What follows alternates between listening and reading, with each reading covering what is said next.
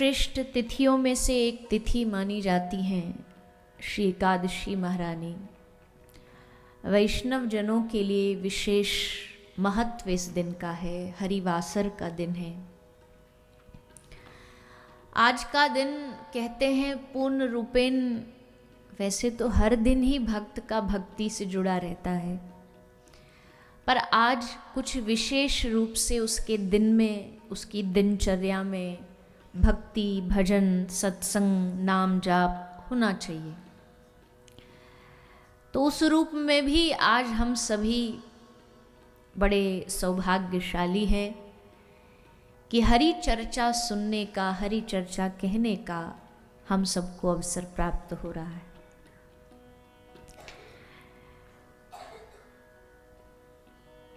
एक भक्त माल जी की कथा याद आ रही है, उससे ही आरंभ करते हैं। एकादशी का जो भाव है, भगवान के अनेकानेक भक्तों में से एक परम भक्त हुए हैं महाराष्ट्र के प्रांत के पैठन ग्राम के श्री नामदेव जी। कल भी आपने उनका थोड़ा सा चर्चा चली थी और यहाँ कल भी पांडुरंगा की चर्चा हुई, आज भी आए हैं, आज भी नामदेव जी की भाव आया है। और हमने ऐसा सुना है किसी संत से कि जिस दिन कथा में जिस भक्त का प्रसंग आ जाता है ना, उनकी बात आ जाती है या उनकी लीला आ जाती है, समझो वो भक्त आज किसी ना किसी रूप में कथा में ही उपस्थित है। मीराबाई सा का भाव आया तो मतलब मीराबाई सा यहाँ है, उपस्थित है। नामदेव जी आए मतलब नामदेव जी कथा में, वाणी में ही नहीं आए, सचमुच नामदेव जी यहाँ पर हैं। तो अब वैष्णवों का तो ये दिनचर्या होती है कि वो एकादशी का व्रत रखते हैं, तो नामदेव जी एकादशी का व्रत थे। और एकादशी तिथि तो पंढरपुर में सबसे ज़्यादा धूमधाम से मनती है। एकादशी के दिन सबसे ज़्यादा पंढरपुर में भीड़ होती है। तो नामदेव जी एकादशी व्रत थे। और आज के दिन बड़े ध्यान से सुनना, जो लोग नहीं रहते ना एकादशी व्रत, आज के दिन ना तो अन्न खा सकते हो और ना अन्न खिला सकते हो। खाने में भी दोष है और खिलाने में भी दोष है। अन्न में कलयुग है इस दिन, तो अन्न अगर, जैसे बहुत सारे लोग घर में भिक्षुक भी आया है, कोई भिक्षा मांगने आया है, तो आज के दिन उनको हम अन्न नहीं दे सकते। फल दे दो, पैसा दे दो, कपड़ा दे दो, पर अन्न नहीं दे सकते। इसका उदाहरण है नामदेव जी। एकादशी का व्रत थे, ठाकुर जी बोले चलो।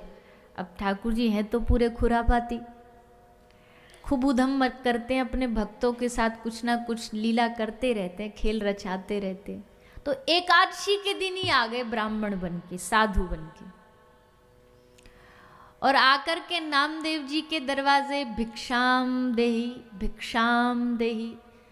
नामदेव जी बड़े प्रसन्न हुए, साधु आए, संत पधारे एकादशी को, बड़ा भाग्य हमारा।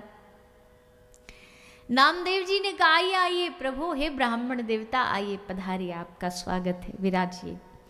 क्या लेंगे आप? बोले 10 दिन से बड़ी तगड़ी वाली हमको भूख लगी है, पेट में एकदम खलबली मची है, चूहा कूद रहे, हमको रोटी चाहिए, हम भोजन पाएंगे। तो नामदेव जी ने हाथ जोड़ के कहा प्रभु देखो, हे ब्राह्मण देवता आप पधारे, ये बड़ा सौभाग्य हमारा, पर देखो आज के दिन हम आपको अन्न तो नहीं खिला सकते। ब्राह्मण बोले तो हमको भूखा रखेगा? बोले नहीं, और बहुत बहुत वैरायटी है हमारे पास। दूध पी लो? बोले नहीं, हमको सूट नहीं करता दूध। छाछ पी लो? बोले नहीं, जुकाम हो रहा हमको।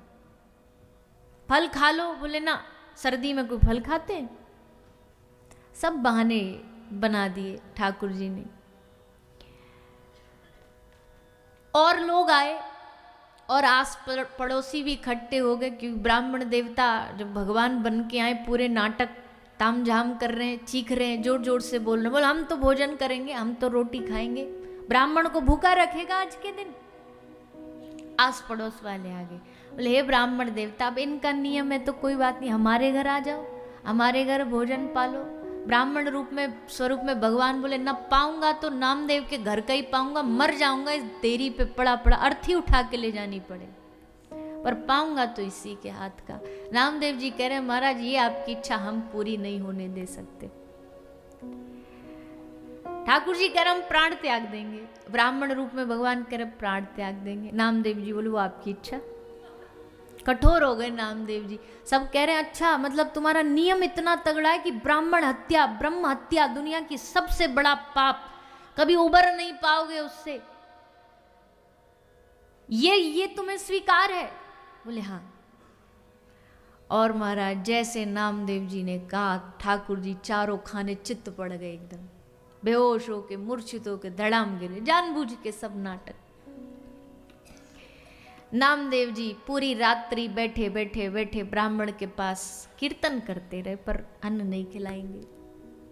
अगले दिन द्वादशी की तिथि आई, सुबह हुई। अब देखो बस ये भाव समझिए इस बात का, नामदेव जी सुबह होते ही जैसे द्वादशी तिथि लगी, एकादशी का पारायण हुआ, सोई नामदेव जी ने चिता जलाई, अग्नि जलाई, और अग्नि जला के बोले कि ब्राह्मण देवता का दाह संस्कार बाद में, पहले मैं इस अग्नि में बैठूंगा। क्यों? क्योंकि मेरे दरवाजे एक ब्राह्मण की हत्या हुई, अब ये शरीर नहीं बचेगा, त्याग दूंगा इस शरीर को। अपना नियम भी ना टूटे, लेकिन एक ब्रह्म हत्या मुझसे हुई, ब्राह्मण हत्या हुई, अब मैं शरीर।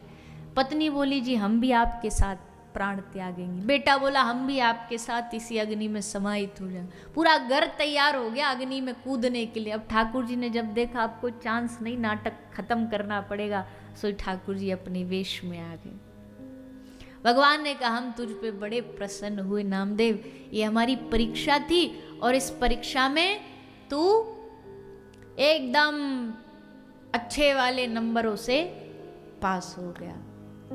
ऐसे नामदेव जी के जीवन की कथा है कि प्राण त्यागने के लिए, अपराध पाने के लिए तैयार हो गए, पर एकादशी को अन्न न खाया न खिलाया।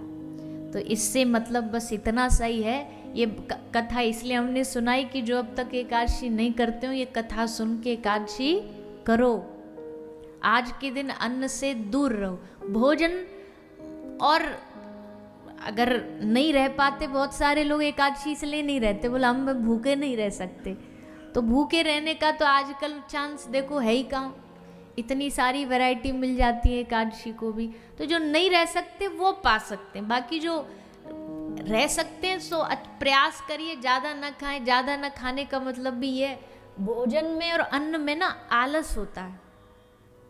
एकादशी का जो व्रत रहते हैं ना, उनसे पूछना, एकादशी के दिन रात को नींद बड़ी मुश्किल से आती है, करवट बदलते रहेंगे, क्योंकि अन्न पेट में नहीं जाता, तो उसकी वजह से निद्रा कम आती है, आलस्य कम आता है। और आलस्य कम आने से क्या होगा, शरीर में फुर्ती रहेगी। और जब आलस नहीं आएगा रात को, तो क्या करना है, बोले रात्रि को जितना देर जाग सको जाग के नाम जपिए, कीर्तन करिए, इसलिए कम भोजन करना है।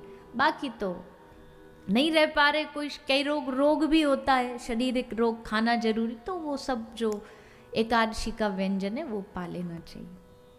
तो ऐसी एकादशी तिथि, और उसमें कानों के द्वारा हरि कथा हमारे हृदय में जा रही है, ये भगवान की कृपा से ही संभव है।